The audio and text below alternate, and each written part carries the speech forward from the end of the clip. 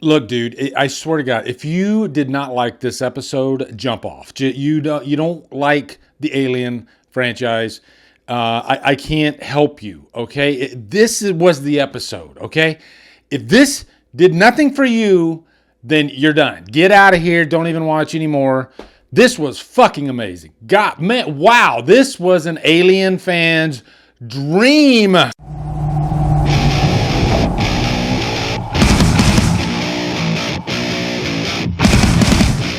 What's up, guys? Welcome to an episode recap of episode 5 for Alien Earth. This is In Space. No One, I believe, is the title.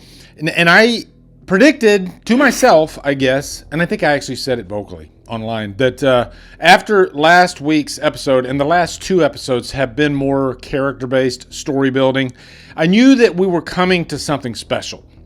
Maybe I didn't even think special, but I knew that we were coming to something more action-based. This was the episode. And funny enough, I did not think that this was going to be more of a, I guess, a flashback episode, or at least this episode takes place 17 days before the current events that are going on. And we got a hint of this at the beginning of episode 1 with this crew, much like the very first Alien movie, on this ship that eventually we all know it does crash, and that pretty much sets the table for the events that transpire in the rest of the series up to this point. But let's go back and let's show exactly what happened. How did that spaceship crash? Let's show the actual Xeno action that happened on that crash, and boy, am I glad they did this. I know that writer-director Noah Hawley, who created this show, he directed and wrote this episode. He wrote this episode to be sort of a mini Alien movie, and really a love letter to the first Alien. It opens with everybody awakened from a sleep chamber because 2 of the chambers have been compromised by facehuggers. One of them, the captain, is killed by the facehugger, and the other one, I believe his name is Bronsky, he is compromised. They actually take his body and they want to freeze it until they get to Earth, so that way they can save him, very much like what happened in the first movie. But when we get in there, we see that they tried to literally cut the facehugger's tail off, and of course the acid went on the guy's neck, and then you see all the blood and the carnage from that, which is something I don't think we've ever seen before. In the past, you just see the facehugger tightening their grip on the neck, but this shows what happens when you actually try to cut it and it gets on the actual victim. And so that was the captain. He died, but this guy Bronsky, who factors more into the story because he has a relationship with this character Zaverny, who ends up being the acting captain in his stead. We'll get into that section in a minute, but just starting off with this opening, it's chaos, just mass chaos. Morrow is awakened. Morrow is really the anchor of this episode. He's really just kind of orchestrating everything that's going on, reacting to everything, and he gets into a power struggle with Zaverny later in the episode. But I just have to give massive props to Babu Sise, who plays Morrow, who is the main focal point, I think, of this episode. Taking a character like Ash from the first Alien and maybe injecting even more lethal qualities about him, that's what you get with Morrow. This was a great freaking character. Say what you want about this show. Everybody that loves the first Alien, they're going to shit on any new thing that's made, especially when they try to, mimic attributes of the first Alien. But to me, it's just, I think there's a such thing as great fan service. If you're adding to the story, trying to build upon the story, not just doing a complete rehash, which this episode does not at all. Somebody in my comments or on X, they were talking about how the xenomorph was like the least scary thing about this. Well, I mean, we've been exposed to xenomorphs for the past over 50 years. So of course they're not going to really do anything, but the xenomorph was absolutely awesome in the way it was portrayed at the last act of this movie, which we will get to. There's a couple of characters I want to shine a light on in this particular episode that had pivotal moments, especially one of them. But Rohim, I liked this character because he definitely was the biggest question mark. You didn't know if you could really trust him or not. He reminded me of Harry Dean Stanton, actually, from the first Alien. Sort of the comic relief of the show. But then you had this engineer, Malashidi. This was a key moment because you have those ticks, right? And she's trying to, maintain all the creatures in the lab. And of course, one of them, the tick, gets out, but he's pretty intelligent and crafty, and he finds his way into her drink and is able to shoot like these mini slugs in there. And then one of the other characters drinks it later.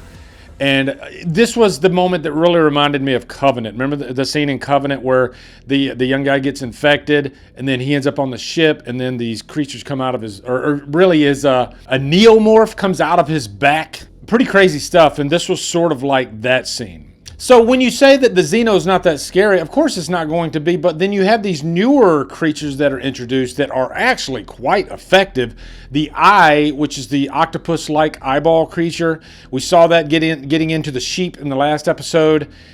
I think this was probably the best moment of the episode. He gets onto the mechanic's eyeball, takes over his body, and then we get a fight between the mechanic and the xenomorph. And it's a pretty damn good fight. And the eyeball, tries to get into the Xeno, which is really cool. But just highlighting that freaking whole sequence and seeing the Xeno in like full body form, chasing a character. And if this wasn't like a guy in a suit, it sure did look like a guy in a suit. Whereas, as much as I love Covenant, the biggest complaint about Covenant is the Xenos look very CGI, too CGI. They nailed it in this episode. And you know what? We saw, I guess kind of the Jaws effect with the first Alien, just seeing little glimpses of the Xeno in the shadows, and that stuff was very effective. Do we want to copy that, or do we want to actually give the audience a full look of the Xeno and the first Alien, that version of the Xeno? Guys, what's the name that they gave that in Alien Romulus? I can't remember. I think it was Big Chap or something like that. Because every Xenomorph does have a distinct look in each movie. And I think I prefer the first movie, the look of that one the best. I think if you want to get scary, that's the scariest looking Xeno. The Xeno action in this episode was just so good. Lastly, I'll talk about Morrow taking over the ship, getting into a power struggle with Zaverni and telling her, hey, I watch everything. I'm the all-seeing eye on the ship, and I saw that you had a relationship with another crew member, and I believe she outranked the crew member. So then he basically tells her, I'm going to take over the ship, and then of course she says, no, you're not, and then she ends up getting into Mother, and eventually Morrow lets her die.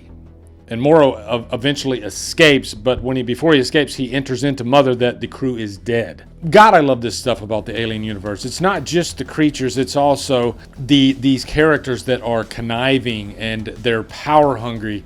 And not just, the billion, $trillion corporation heads, but also their worker bees. Having a character like Morrow who doesn't really have a big monetary stake. He's just he's devoted to the cause or whatever.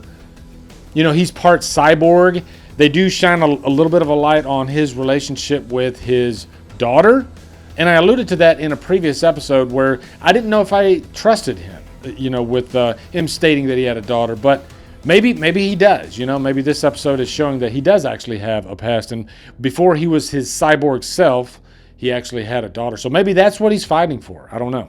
But my God, guys, this freaking, like I said, if this episode didn't do it for you, you're done. Get out of here, okay? And honestly, I think we got nowhere to go but up. We have a few more episodes, and I am so freaking into this show. When I came out of this episode, I thought, there's no way that everybody's going to not love this, at least if you're an Alien fan. But sure enough, I get on X. I don't know what it is about this franchise, but it does seem like it is the most picked apart franchise, whereas people like to cherry pick complaints constantly. And that's not me, saying the show's perfect or anything. It's definitely not. But there's a lot of chaos in this series. And when you have chaos, you're going to have bad decision making. It's just going to happen. But for some reason, people think that when you're in this situation, you're going to make the exact correct, right decision about anything you do. You're not going to make any mistakes, and that's just not how life works. And when you have a fucking alien coming after you, you don't think you're going to make mistakes? If you're working in a lab and you have these deadly creatures that you don't really know anything about, and you underestimate them, you don't think you would make some mistakes. You might, and if they don't, then we don't really have a show. So that stuff doesn't bother me. I actually love it. I love stupid characters. As long as everybody's not stupid, you know, that's kind of a trope of horror in general. Dumb characters that make dumb decisions. We depend on them. So I don't know, guys. I just don't know. But yeah, what a freak. If I had to give a rating for this episode, I'd give it a Trapped on an Island. This was amazing, amazing. So get in the comments. Let me know what you guys think of this episode. I'm not trying to gatekeep, even though it sounds like I am. If you don't like the episode, that's fine. Keep watching it, whatever. But I'm passionate about this one, okay? I understand the complaints about the previous episodes, even though I really liked them. This one, you know what? I got my shield. Okay, I'm very passionate. I got my hat. By the way, my friend Dan got me this hat. All right, so shout out to Dan. But yeah, guys, let me know what you think of this episode in the comments. Also, be sure to come over to Killer Flicks, where I talk horror all day and every day. And on Fridays, we do Free for Fridays. Follow me, Drumdums, on my socials. Support me on Patreon. Become a channel member. Buy me coffee. You know, guys, thank you so much for watching. Have a good day. And Drumdum out.